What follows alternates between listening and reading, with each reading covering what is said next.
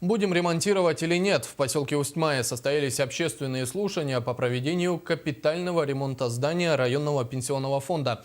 При этом обсуждение было организовано самим отделением Пенфонда России. С чем связана подобная инициатива, узнала Тамара Коновалова.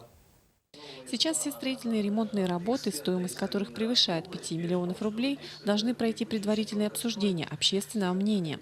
Данная инициатива исходит от Пенсионного фонда России для открытости перед населением региона, где находятся их отделения, помещения, которых требуют капитального ремонта.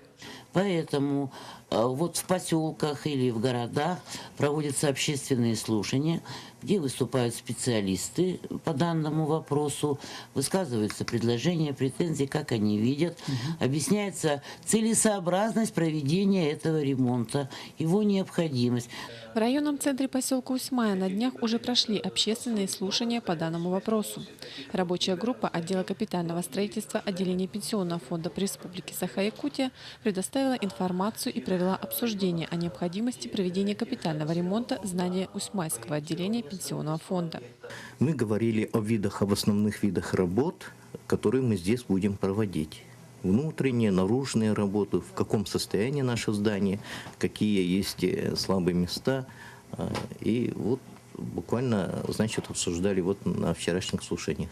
Мы с периодичностью раз в 10 лет где-то, 8-10 лет по-разному, да, проводим капитальный ремонт, и мы считаем, что все равно идет износ, да, и обшивки, там, и требования меняются, энергетические вот показатели должны сохраняться, да, то есть, допустим, светильники какие-то, там, утеплить здание, чтобы энергосбережение у нас работало. То есть, на коммунальные расходы должны, вернее, уменьшаться. Отделу капитального строительства отделения Пенсионного фонда при Республике Саха-Якутия предстоит уточнение предстоящих работ проекта. Будут готовить техническое задание и объявлять аукцион для выбора генерального подрядчика. И уже в этом году будут стараться завершить эти ремонтные работы. Тамара Коновалова, Юрий Владимир Таюшкин, ВК Саха, Усть-Майский улус.